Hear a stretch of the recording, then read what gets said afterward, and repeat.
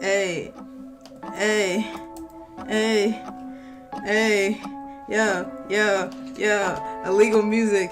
No, we didn't even get permission. We didn't ask nothing. We didn't even ask because we know we don't gotta ask. That's the thing. Like, forget to ask. We're here to make y'all listen to Human God by Nate Nick. So here's a sample of the fire. I wanted to make sure they could hear it. Keep talking though. Here's a sample of the fire. Yep, okay. A sample of the greatness that is Nate Nick. Fuego. No one's even here yet, but they should join soon. I done lived the struggle, I've been through it. The whole song. Yes. But I'm hopeful I can do it. Once I turn this misery to sorrow in the music, I'ma shake the game up. Watch me shake the game up, right? Yes, it's a party now. So I lay fluidly, all for fame, and if I make it, this the eulogy. You like turn this up. But don't want Right, I'm about to. It's kind of low. That's how I'm thinking usually. Thoughts are racing, hearts are pacing quick. What song is this? Tell them what song is This is No Saviors. Nate Nicks on the album Human God. Get it on your the places you listen to music, my niggas. Wherever you listen to music, Amazon. get it there. Link it, baby. I'll link it. And ain't no saviors to save us.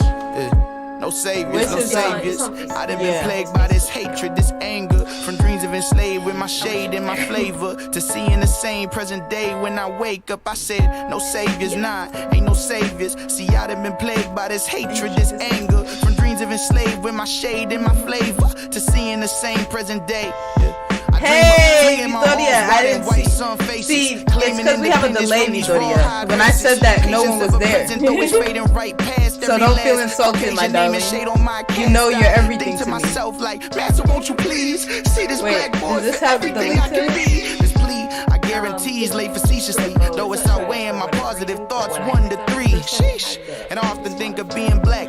I know oppression more than anything I've seen. In fact, it's like I'm worthless, working, worry about purpose. When I could have burst since birth, tomorrow not certain. Dream of flying, and I ain't got my wings, Lord, I'm trying. Defying all this violence with the silence of my iris. I can capture portraits with the blink of just a nod until you find me on the island next to Pac. Shooting black arrows at this league we forgot. Hating gonna be easy once they see me at the top. See, we already better than more than half of this settlement, dog. My pain been irrelevant, for this diction was eloquent. They don't hear me though. Yes, listen to the album, it's fire. I've been through it. I ain't make my way up, but I'm hopeful I can do it. Once I turn this misery to sorrow in the music, I'ma shake the game up. Watch me shake the game up, right? I pour my soul in every flow, I lay fluidly. I'm about to though, because we gotta start. One more time, I just have to hear him say one more time. Usually, thoughts are racing, hearts are pacing quick. Off your wave and on to taking risks. Incarceration on probation miss. And ain't no saviors to save us. Yes, that's true, y'all. There ain't no saviors to save. One more time. Let's fall apart, lost your honor quick. Rock your jaw, drop your ball and quit. And ain't no saviors to save us. All right. Perfect, guys. How are you all doing? Let me close this desktop audio just in case some noise happens or something. It's like, I don't know. Anyway, so we're here. Welcome to Insert Name Here, brought to you in full Technicolor and living sound with the dulcet tones of the great Alejandra Tejeda. It is I, the queen of Hyde Park. And me, the cold-blooded, icy, Malachi Unique, the queen, the king, and the maybe like I probably do like, you know, I'm probably like the like secretary or something of Roxbury. Like I'm here, I'll be here, I'll be taking notes. Anyway, so we're here. Oh, I guess we don't need our headphones. It's episode 35. We were just looking cool in our headphones because, you know, why not? My hair is fresh. It's episode 35. Top of the show, y'all know we always start with sadness. With RIPs, Rescue Scott and Paches.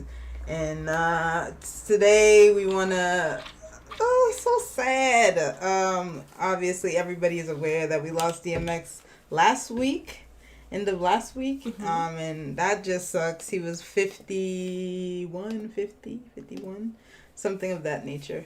And it's sad to see, you know, but he was surrounded by his family. And I just hope that he finds peace and love and happiness, and if there's a afterlife, I hope that it's a great one for him. Natalia sent a meme that said Harambe. First, I don't know why Harambe was included, but that was funny. Harambe, Jesus, and DMX watching Princess Diana beat the shit out of Prince Philip, and it warmed my heart. He died too. I said Harambe? He's been dead.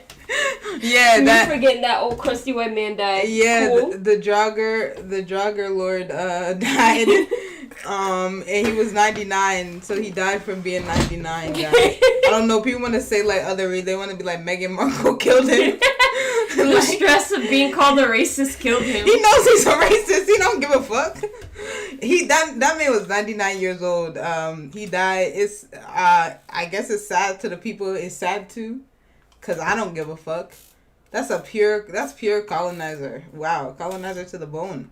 That's like the purest colonizer blood. Anyway, I was talking about DMX. R.I.P. DMX. Yes. A prolific artist. A humanitarian. Favorite artist. Yes. As a whole, obvious nonsense. One of our favorite artists. All of us love him. X. We even call our friend Nikira X and say X gonna give it to you every time. You know, it's fun. But now it's sadder. Now it's like we're honoring a person. So it's it's rough. But man, that man lived a full ass life. It was very healing, I guess would be a good word, to see all of the like tweets of random people just being like how he touched their lives. I met DMX in a random ass day, a random ass year, and we became best of friends for 24 hours. He was such an open person with his struggles and with being giving people advice and support, and I think like the world has really lost something when we lost DMX. Especially so young. And it's also, again, I think we talked about last week, just when we think about the generation that he came from, it's sad because, like, again, a lot of them didn't make it out of the 90s, and then to see so many of them die at 50 or, 40, 60, whatever, it's just like, dang, we really want these people to live full lives, because especially as black men, black people, a lot of us dealt with incarceration and addiction, as DMX did, both of those things. And, that takes a lot of your life. And he was able to, what he was able to do with the time he had was amazing. But imagine what he could have done with so much more. Imagine had he not been in prison in the 2000s. Imagine, living past the age of 50, whatever. I think I'm glad we have so much from him. I'm glad he left us with stuff, but definitely gone too soon. This is definitely a gone too soon thing. Nobody was doing it like DMX. DMX releasing 2 albums the first year and freaking, like, he's just, nobody rapped like him, and the stuff he rapped was deep, and the way he said it was deep. And like, one time somebody said Tekashi 6ix9ine sounded like DMX. I said, what? It was a white man. I was like, you're out of your mind. That's why I don't talk to white people about anything that's important.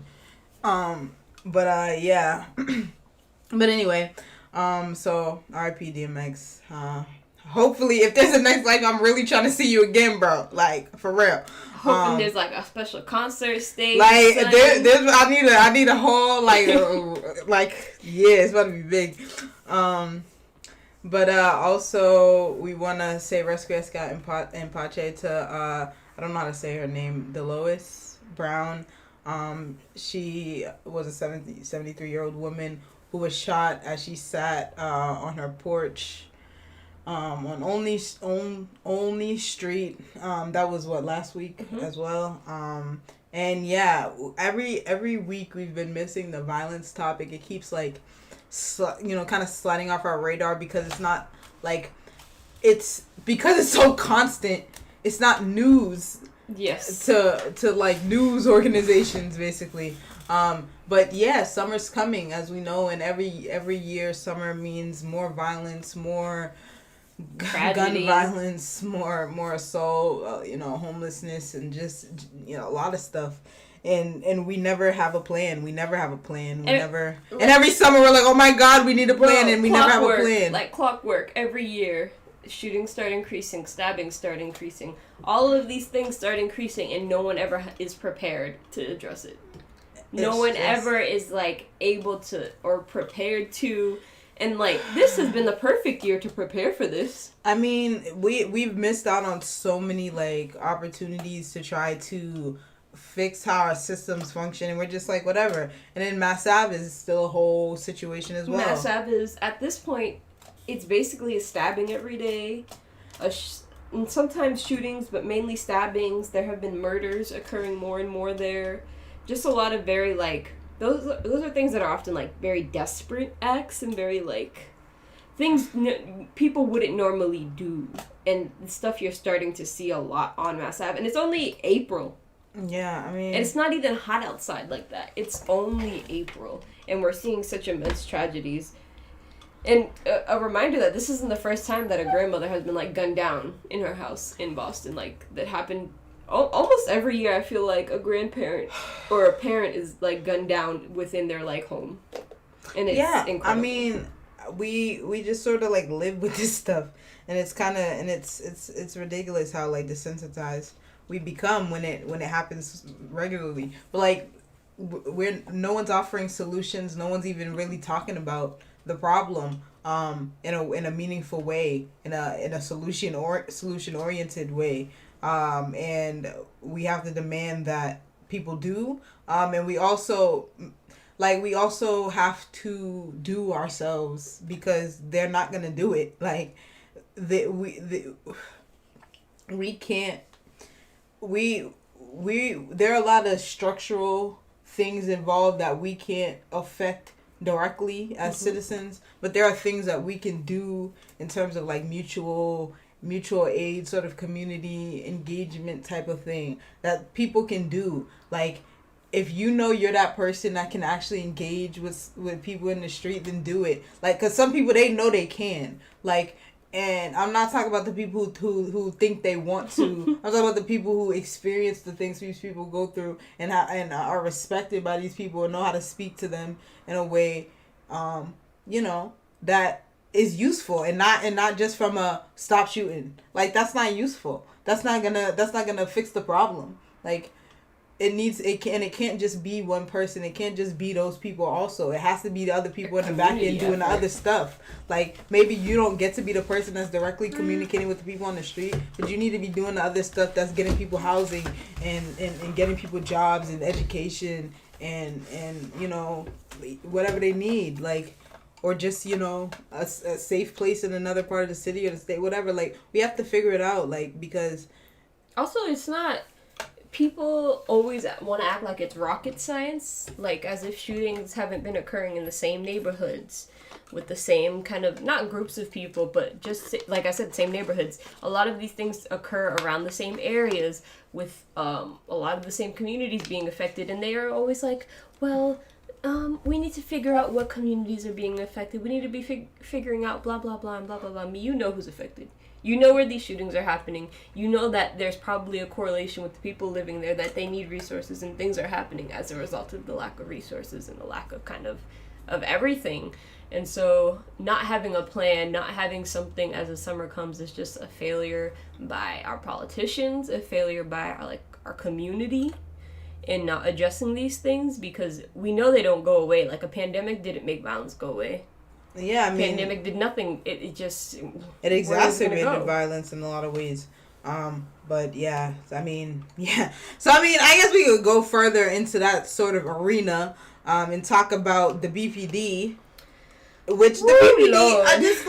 I think I texted Alejandro, like, recently, like, I'm like, the BPD, like, I've said this before, like, they really run like the mafia. Like, there's just the way they, like, move mentally. Like, I just feel like they think they're in a gangster movie, like, because the way they do their little secrets and their little backdoor deal, they're like cheap cons, bro. Like, they're just like, I'm like, bro, you're corny, dog. Like, cornballs. But anyway, so the BPD knew that the former police union head who got arrested back in like 2018 or 2019. I think last summer, actually. Was it last summer? I think it was last summer. Okay, who got arrested last summer, 2020.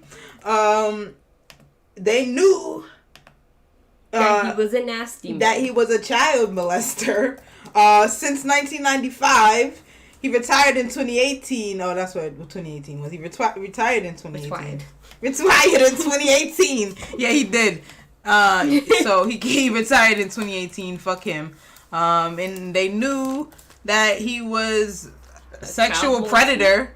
Like, what the fuck? And they were like, yeah, this is fine. And you know, this is not uncommon for police departments in general, but the BPD specifically, famously, the young nigga who got shot in the parking lot of the Walgreens like to touch on children as well. So you know, maybe, I don't know, these people. It is a great album.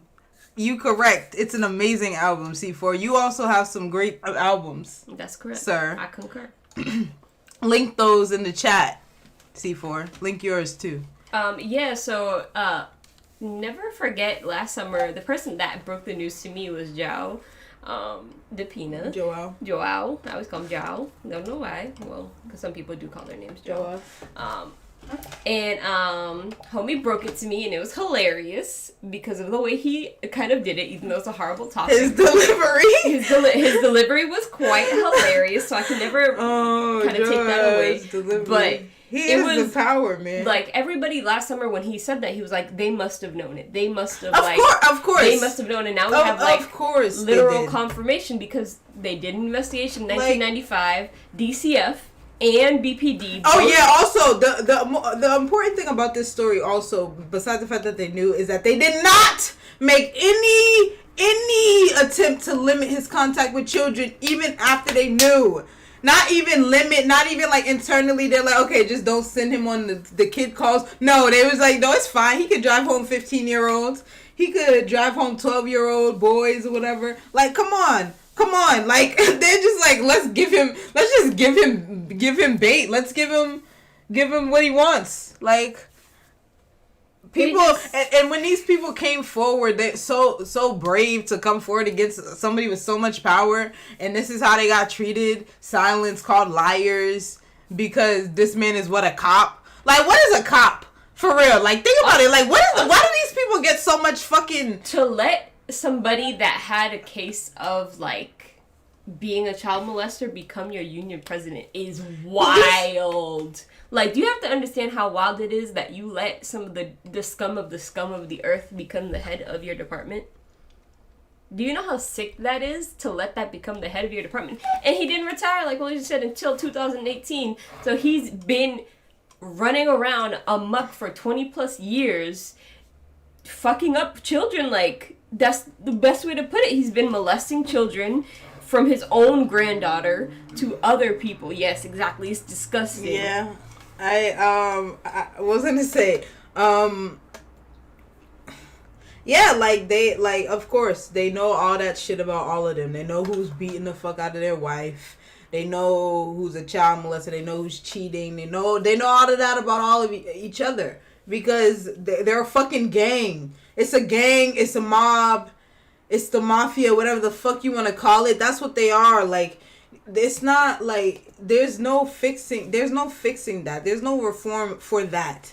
Like, and I've said it many times this week, and I keep saying it, and I said it so many times. Like, people who've done this work know they cannot be reformed. This is broken from the inside up. There's nothing like, it can't be fixed.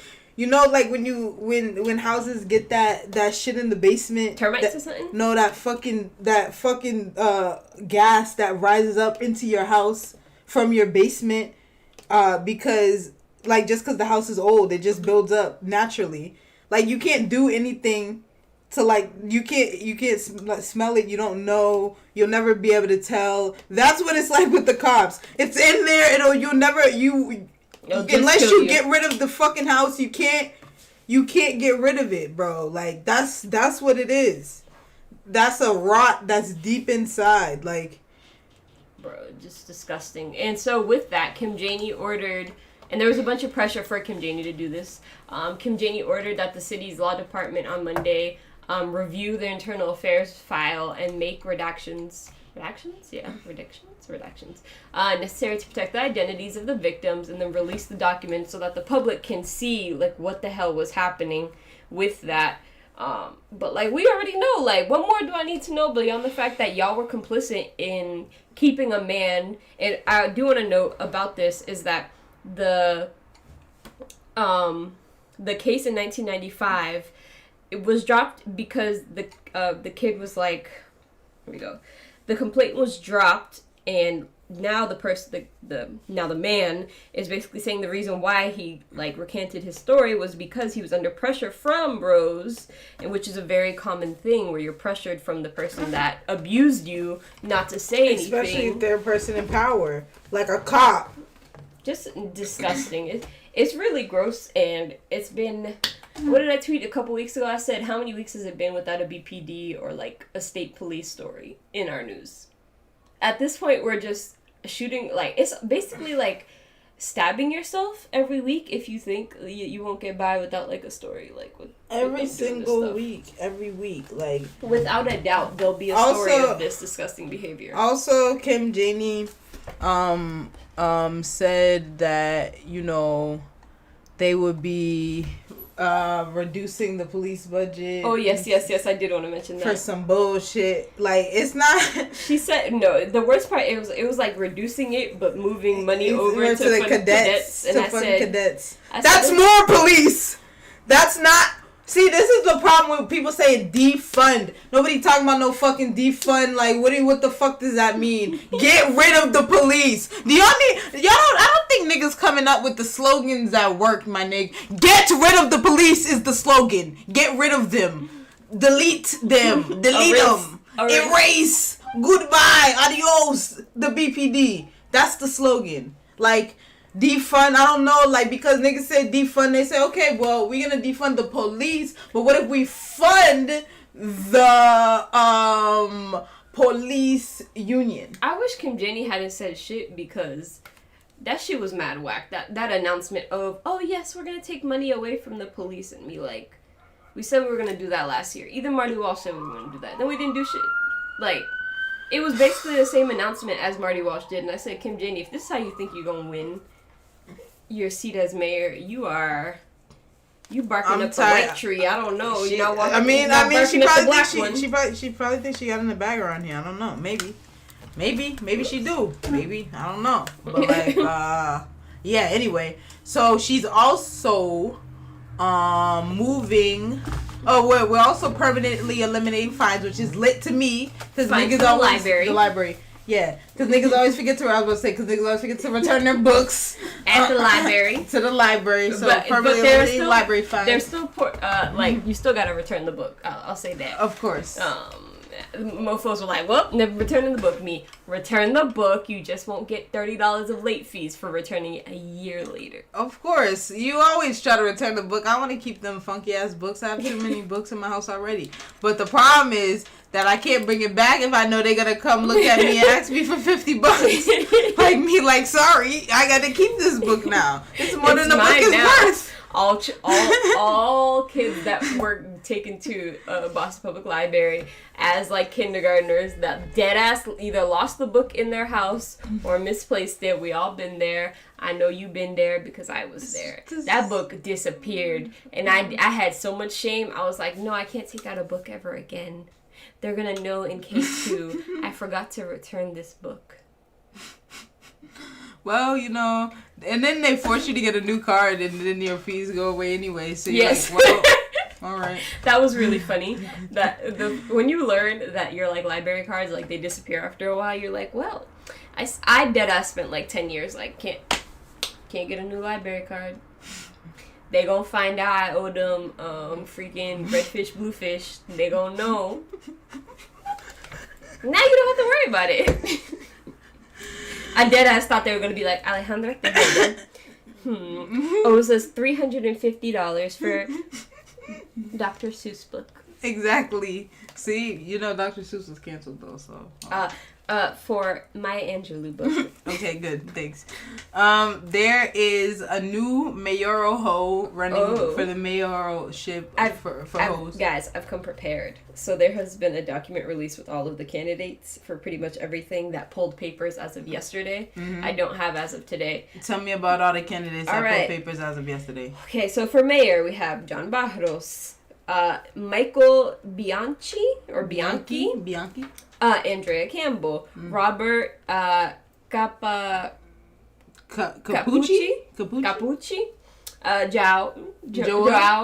Joa DePina, who also coincidentally is also in District 7. Yeah, he's running for District 7 as well. But okay. Anissa Sabi George, Roy Owens, who also is running for District 7. Gotta do it. John Santiago, Richard A. Spinagolia? Spagnolo?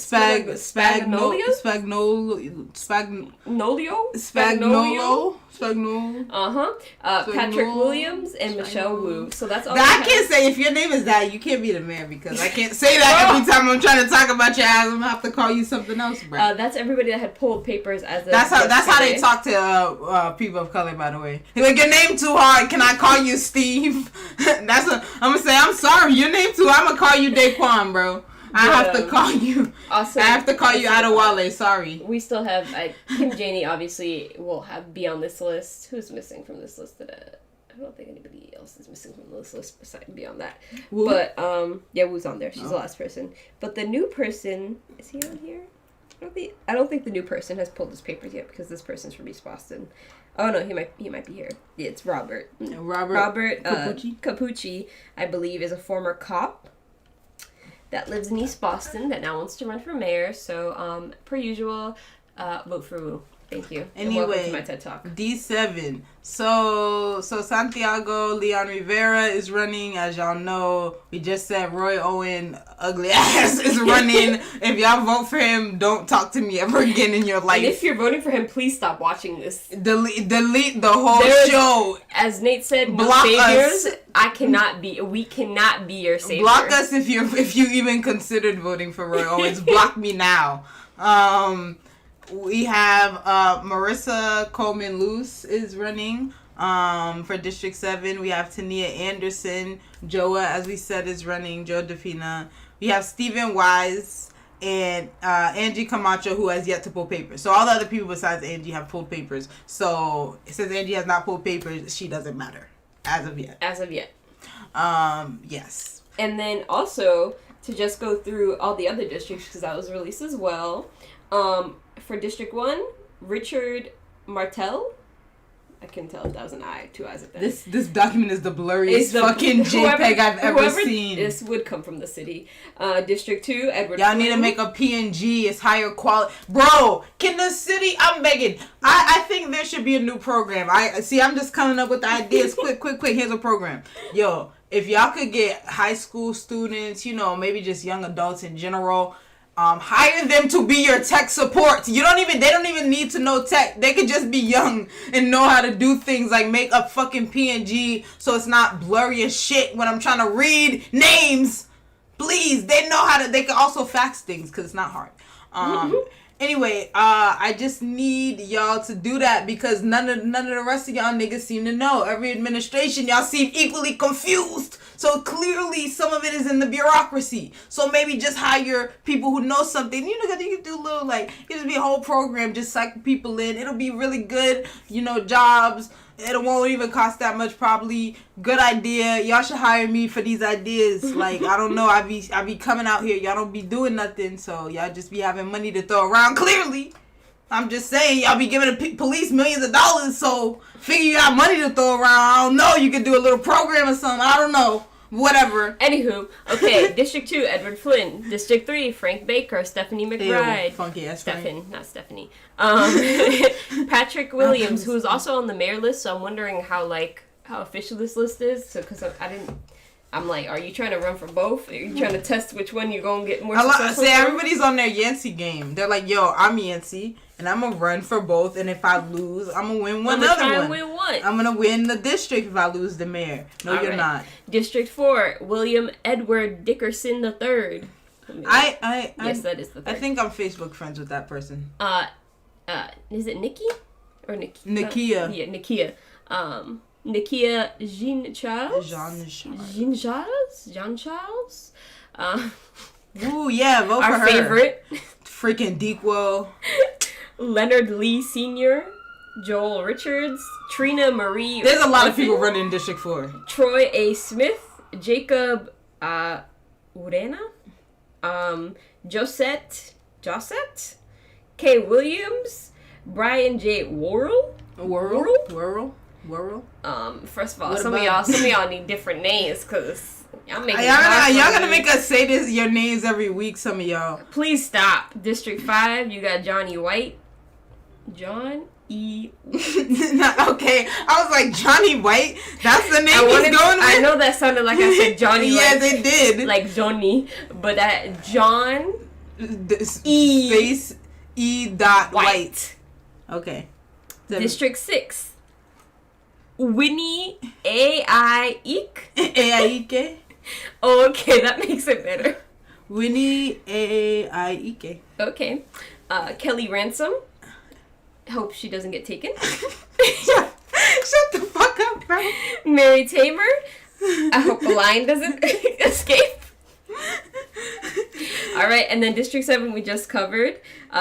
District 8 is still Priscilla.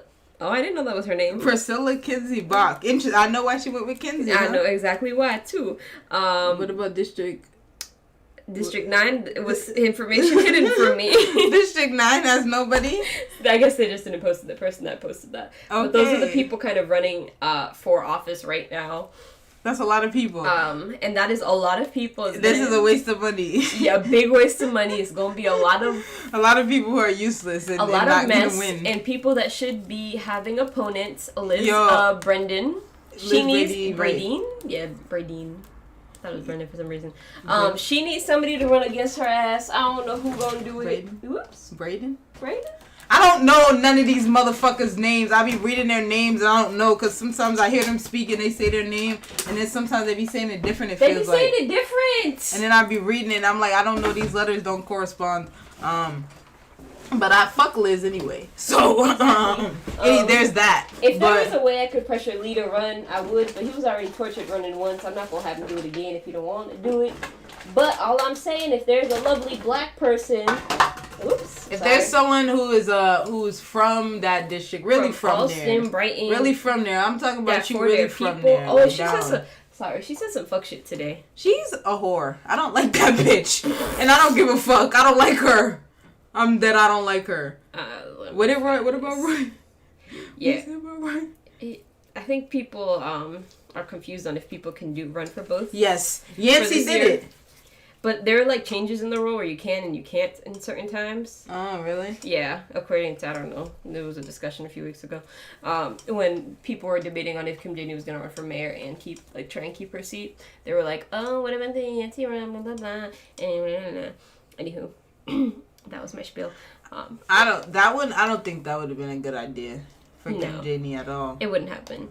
That would have been a bad idea for her. That means you're not invested in running for mayor. Oh no. That's what that means to a lot of people. But Roy, people like Roy always are a joke anyway. Joa is a guy and he's probably not gonna win either seat. All right, so but maybe D7. He has a semi chance in D7. He's never gonna be mayor. So what Liz did that was wild today was she tweeted.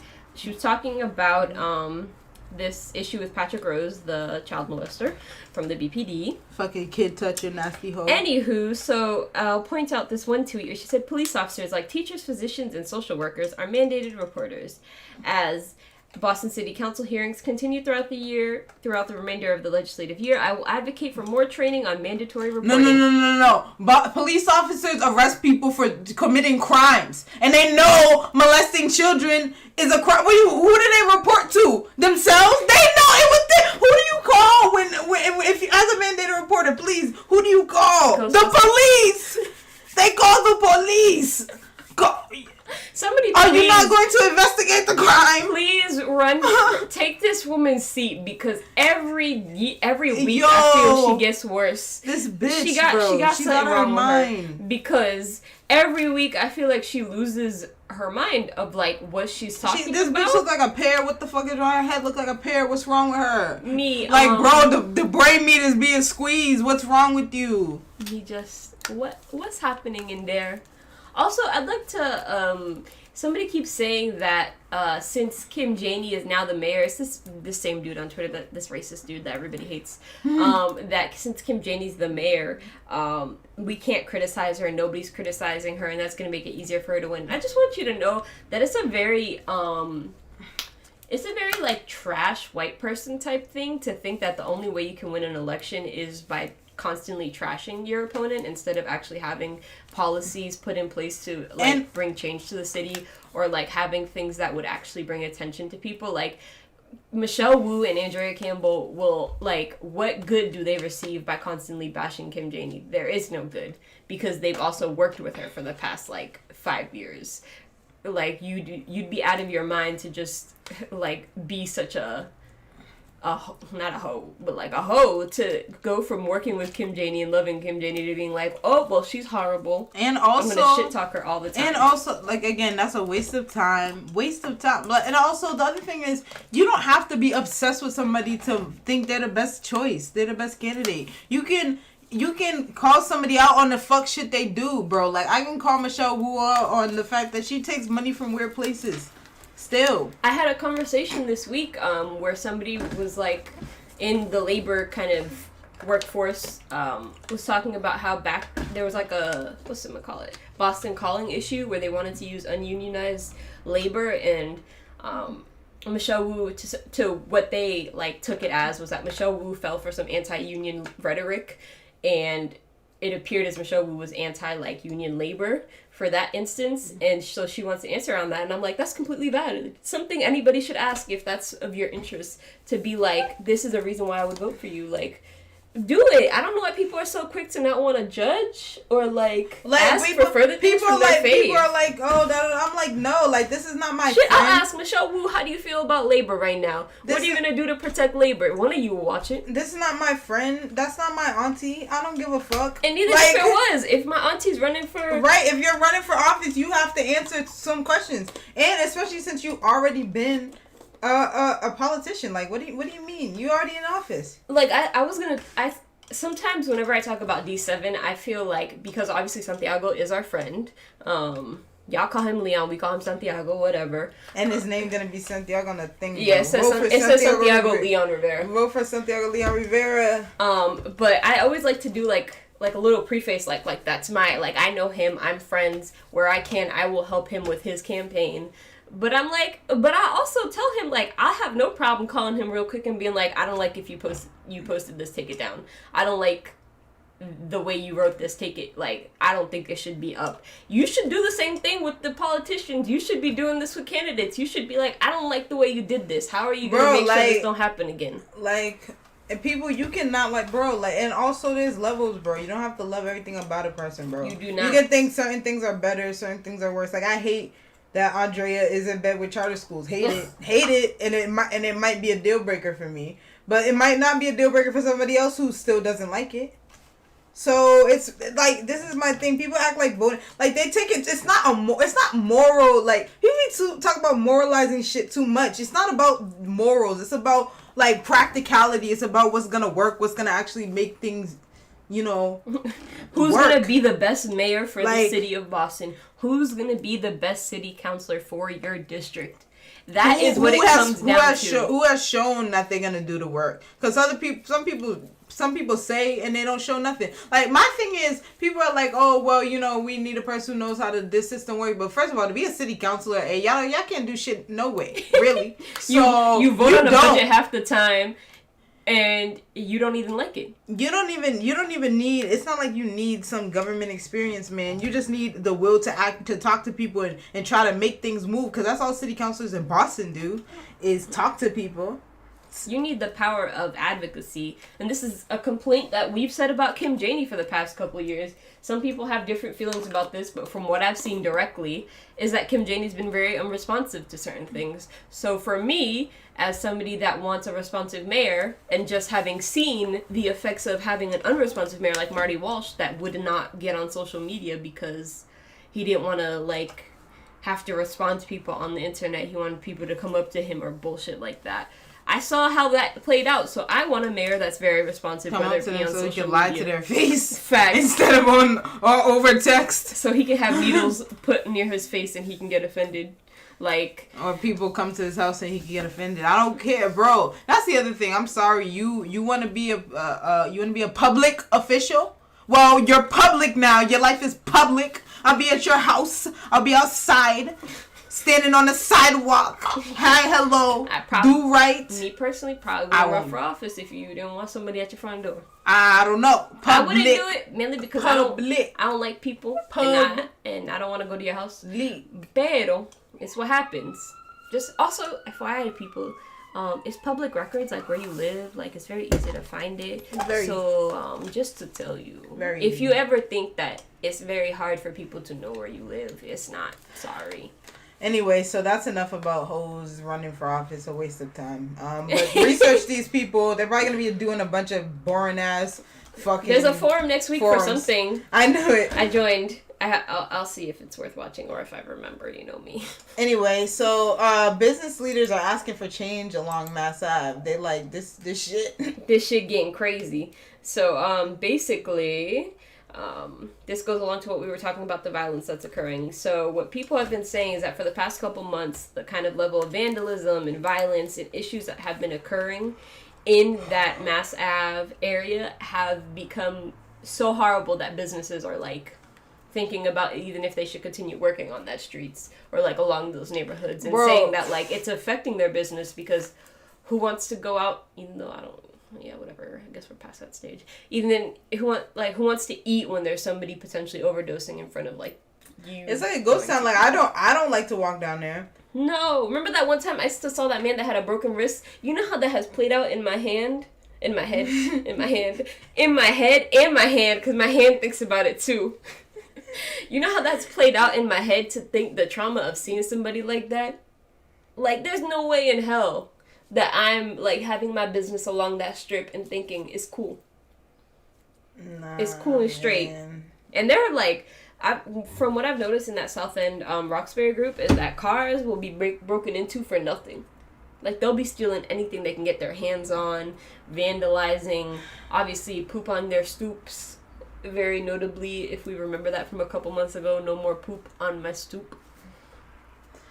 So, yeah, and Kim Janey, some of this was happening in her district as a city councilor, and she was very unresponsive in a lot of ways, and kind of, anyway, she didn't help at all. I want to figure it out, but that's just for me. So I don't know what her plan is as mayor, but I need to know what it is, because she needs a plan if she's going to do that. All of them need a plan, good plans.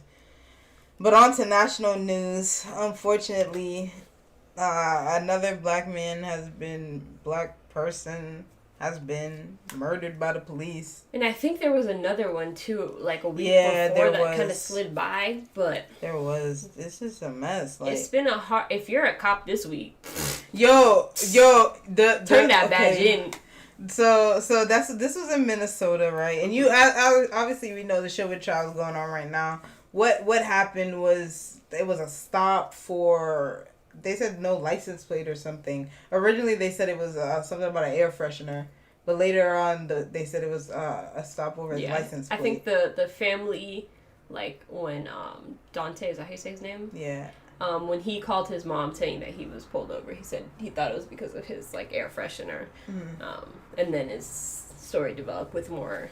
Like the police details and the details we received from the family. Yeah, so anyway, stopped him, had him get out of the car, and then situations. So according to the police chief, the former police chief, homie said, I reviewed the video, And, sometimes, when we want to go, we train to go for a less lethal option, So I heard the officer shouting taser. And, I think maybe she accidentally pulled out her gun instead of her taser because, you keep it on the non-dominant side of the taser, whatever. Sir, how do you pull a gun and not know it's a gun before you fire it at a person, shooting them in the chest and killing them? Bro, not thinking. Like, the level of not thinking. Like, and it's funny. So when doctors go, like, I have to do split-second decisions, too. And I know if I'm holding the wrong thing. And even if it's, like, a millimeter difference, they know a difference. You telling me a gun, your Glock, and your taser, and you don't know the difference? Bro, 20-year veteran of the force. What do you mean, bro? And she was training somebody, I think, that day. Somebody had posted, that an image of all those police officers that were like, oh, I thought it was my apartment. Oh, I thought it was my taser. Oh, I thought it was... Y'all don't see that continuing trend of them trying to not take accountability for their actions. Just take this is what's infuriating. Them refusing to take accountability. You fucked up. You grabbed your gun.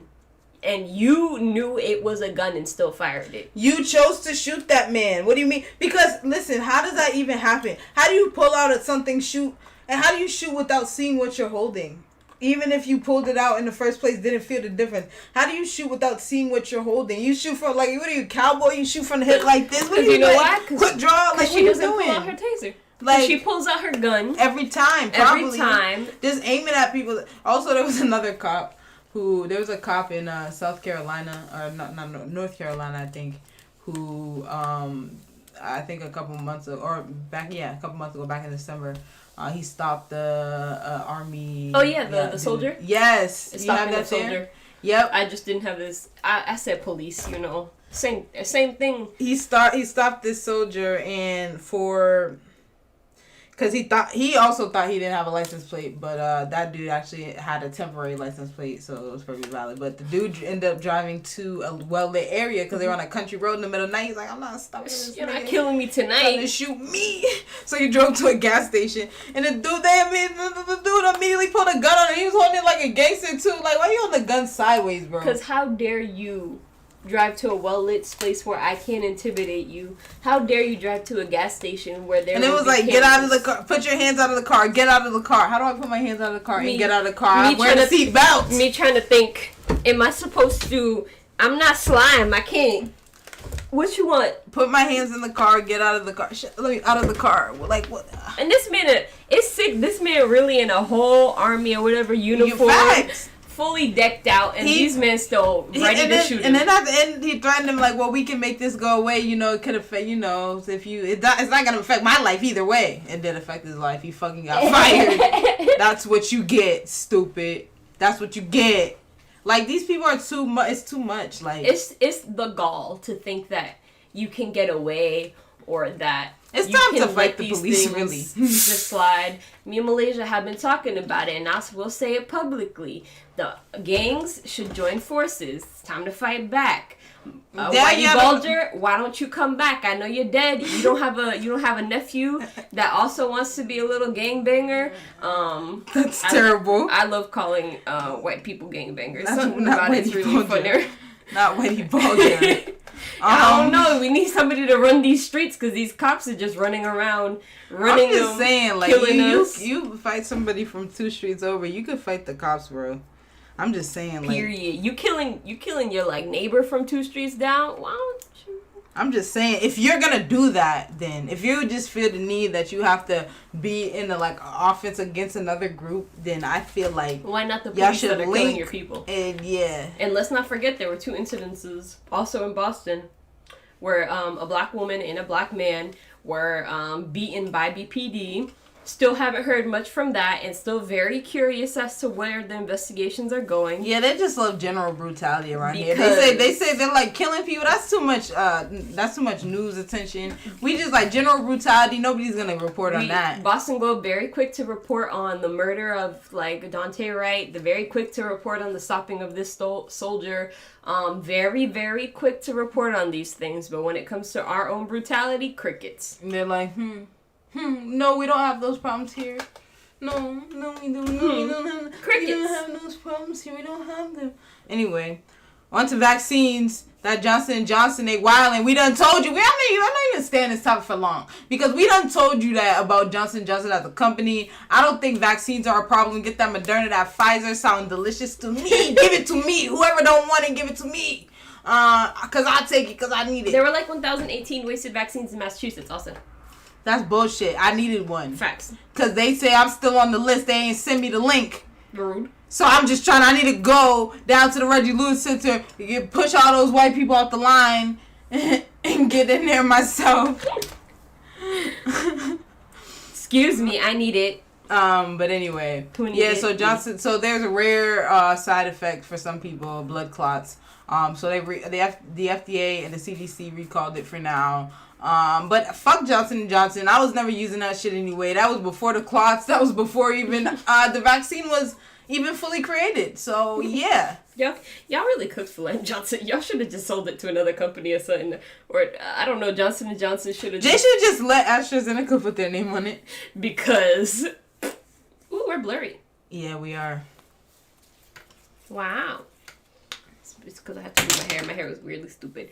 Anywho, that's fine. They don't need to see me perfectly. Whoa.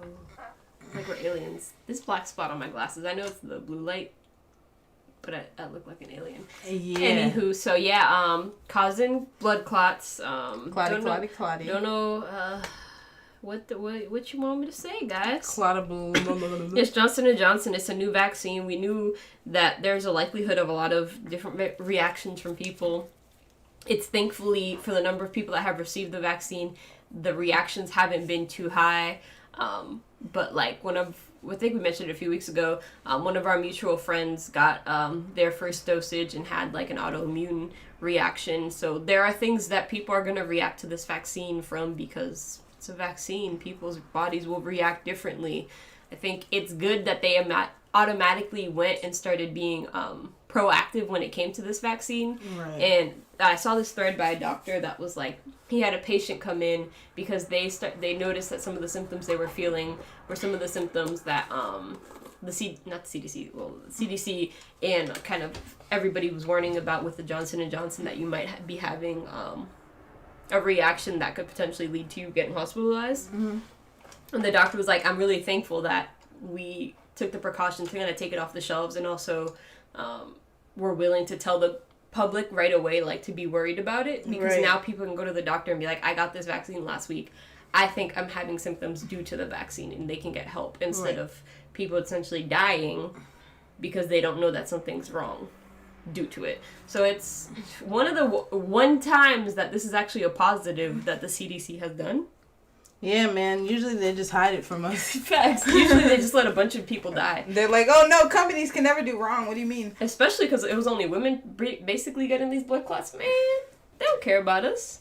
They don't even know how to care about us, honestly. Because they haven't even studied it. But also, in other fun national news, Texas students created a slave trade on social media where they discussed buying and selling their black classmates in Alito, Texas. Yep. So that's a story all by itself. I don't know what commentary is necessary there. I can't even imagine the gall of thinking, yes, what we should do is talk about how much we would sell our classmates for. Apparently, I don't know. Apparently, y'all did a lot of weird shit like this in schools in the South. Y'all used to go to plantations and pick cotton and shit. But this is not normal. And that's, it's Texas. They need help. They call the slave trade the triangle trade. And, yes. It was called the nigger auction. Yes. Oh, sound good. $5 on Evan. Oh, that says $100. $100 on Evan. I'm sorry. And then $1 on Chris. $1 on Chris would be better if his hair wasn't so bad. What does that mean? I don't know. Do they know? Not really. Maybe nowadays more so, because they be all up in our business online. So that's fun, you know.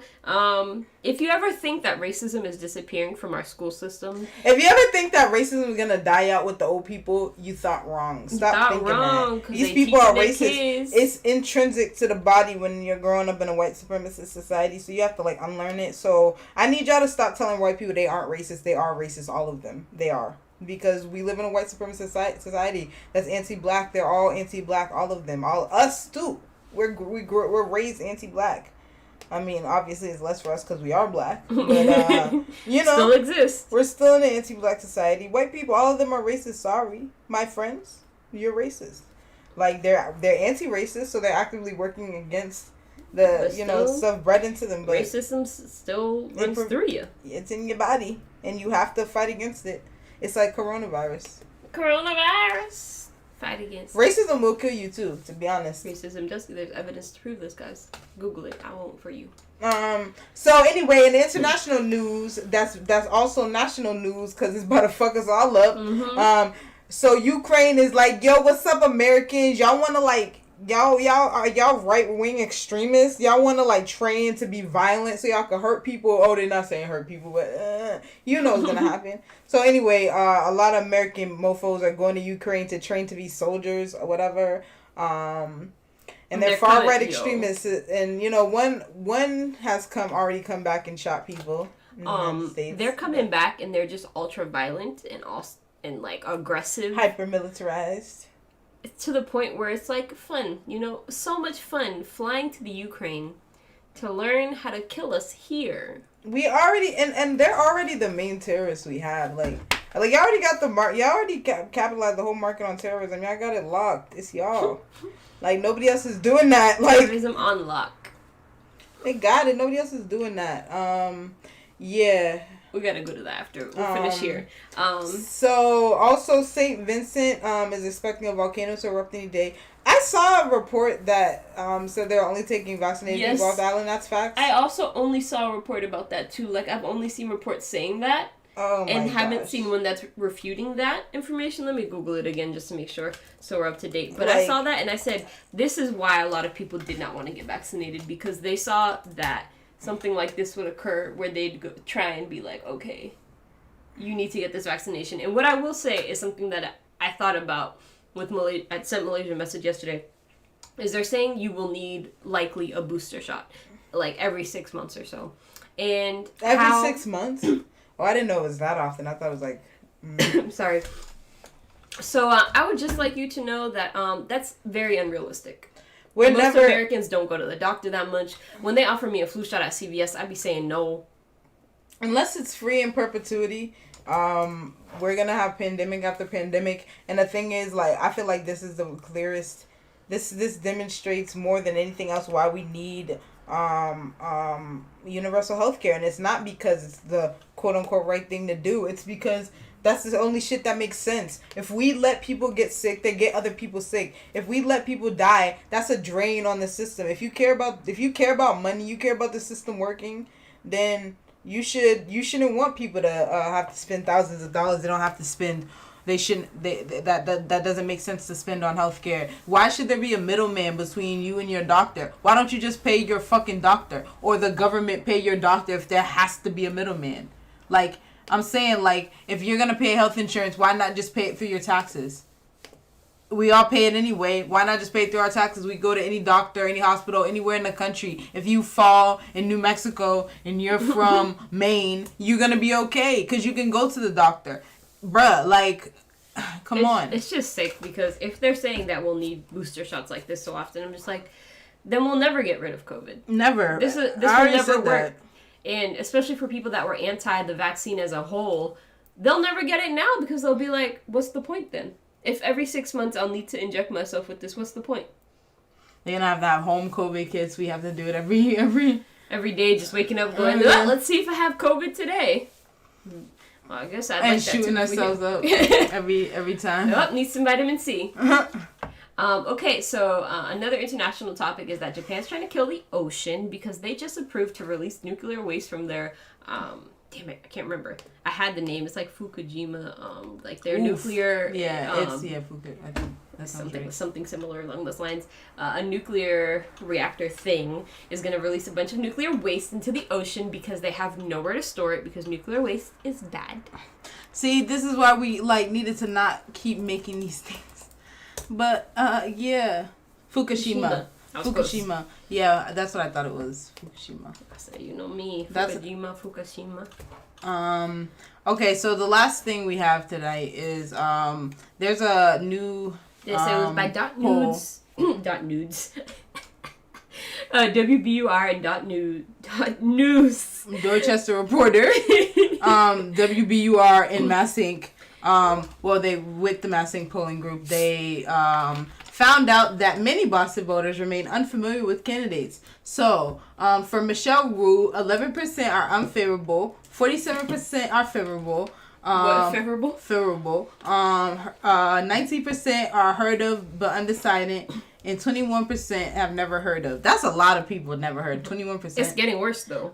So Kim Janey, 5% unfavorable, 34% favorable. Favorable. 24% heard of / undecided, and 35% never heard of. This is interesting because she is the mayor.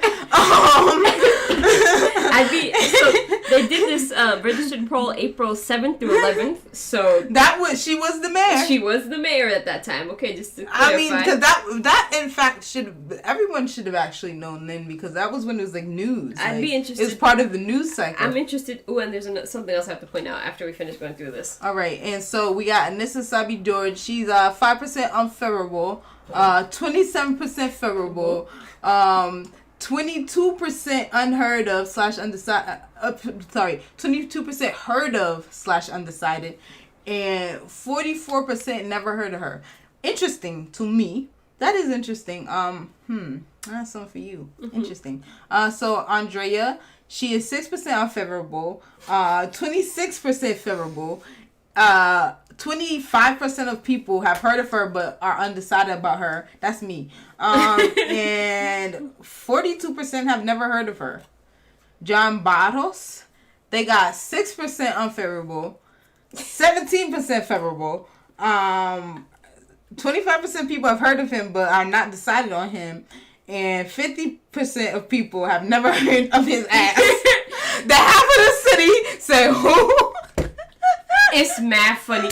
And I was talking to Scumwell about this on Twitter. I was like, it's mad funny because last week he was trying to take so much credit for after Kim Janey did the all-inclusive Boston thing. He was like, that's me! I did it! That was me! I was the chief economic blah blah blah for the city of Boston. Everybody said, who? Literally half of Boston said, who the fuck is that? And then John Santiago, he has 5% unfavorable, 13% favorable, and 24% of people have heard of him but are undecided, and 57, over half of the city said, who the fuck is John Santiago? And you know what? Me too.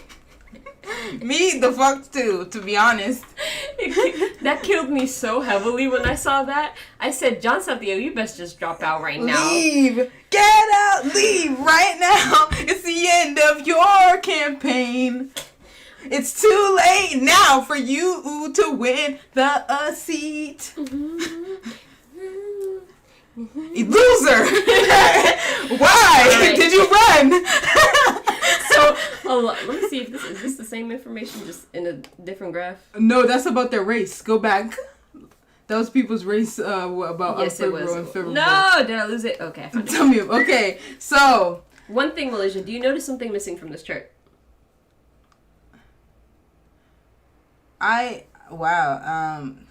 Yeah. I just... Yeah, so, when we think about polling, guys, poll Asian people, thank you. Yeah, that's not... How do they... Yeah, what the fuck? How do they do that? My guess is probably the way they... It's likely they probably did texting, and that some... I guess people just... The numbers they had didn't... It would be impossible to me unless that number was very small. But that's a bigger... That's enough portion of the city. So they only have overall white, black, and Latino. First of all, Latino... They need to figure something out with with Latino as a category for certain things, because sometimes it works culturally and sometimes it doesn't. The difference between Eastie and Roxbury Latino, that's different.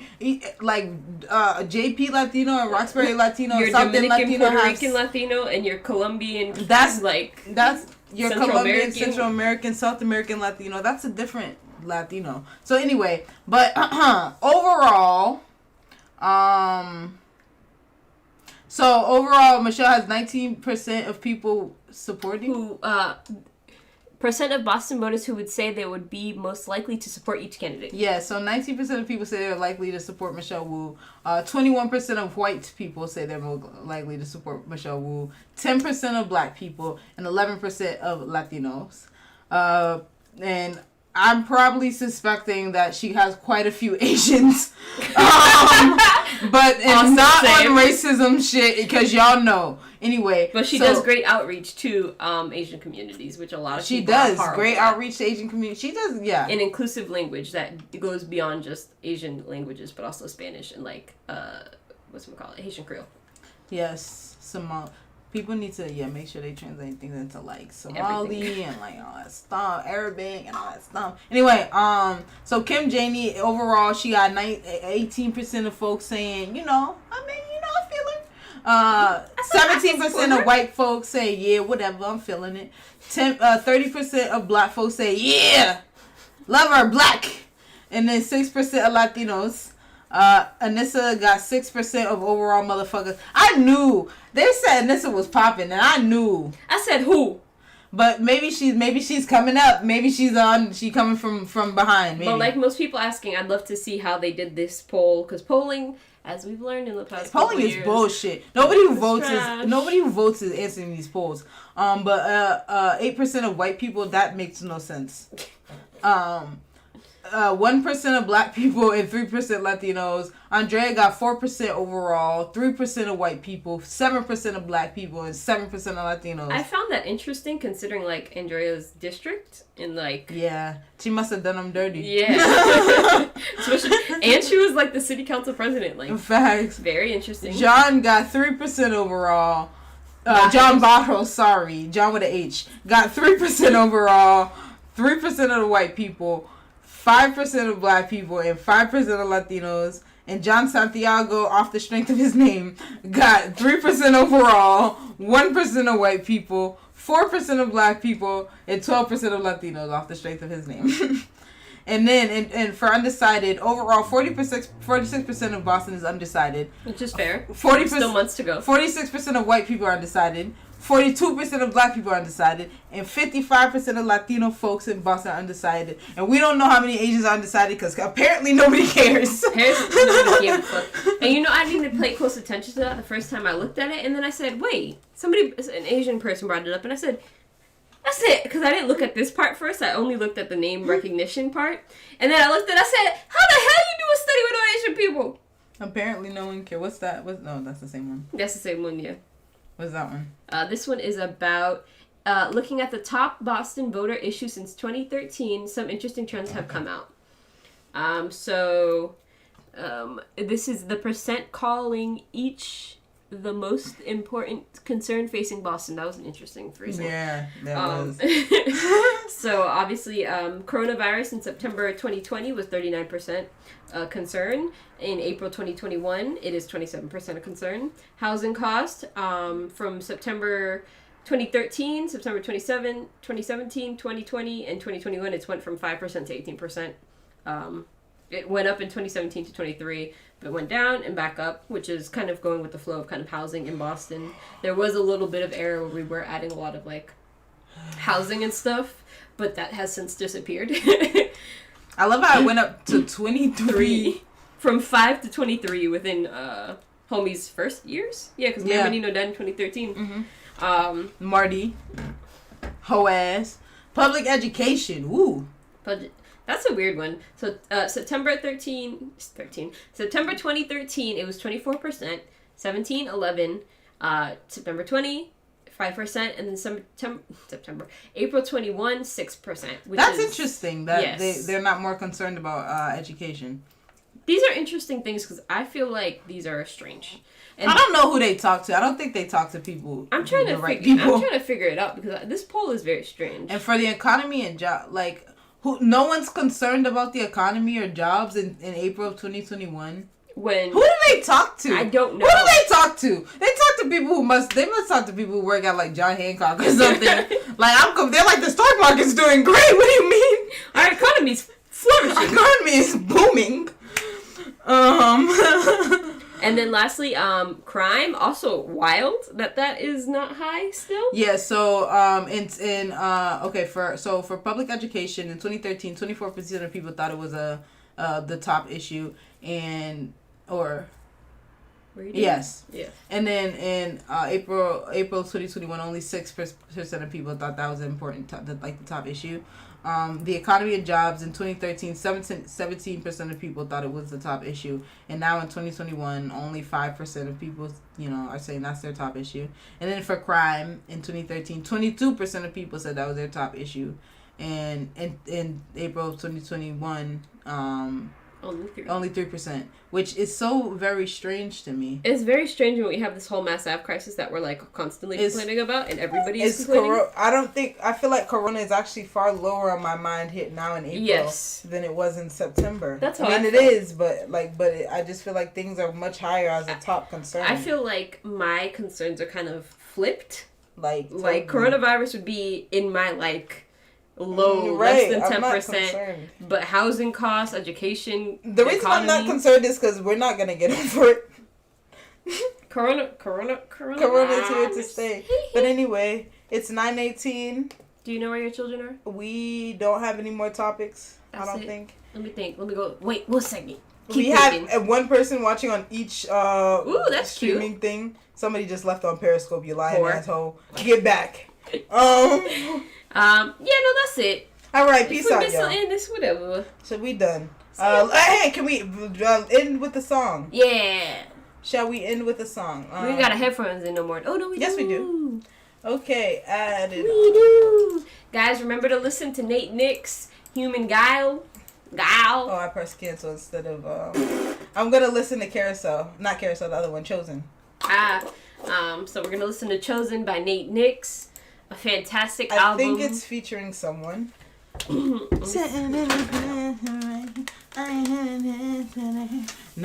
It's by. Oh, you're gonna have to say that one. All right, that one I can't figure. Let's hear it. It's such a great album, guys. I don't even know. A wonderful album. How I can play us out, Nate. to say it like. Y'all better go listen to. He put so much thought and effort into making a product that is listenable, it's enjoyable, and it has deep messaging, but it's all it got bars. That's the part I love about it. And it got this danceable song where I just want to wind up in the club on a young fella. And if y'all been complaining that Boston ain't got maybe there's a reason. Maybe it's a blessing that my only curse is breathing. Still ain't learned my lesson. I've been holding back this beating in my chest. Unless I see a strategy is needed, been defeated. But I swear I feel my feelings. I am not scared. Promise I won't drop it unless I stop being Mr. Too Respectful. How I got here, y'all won't understand until I'm not here.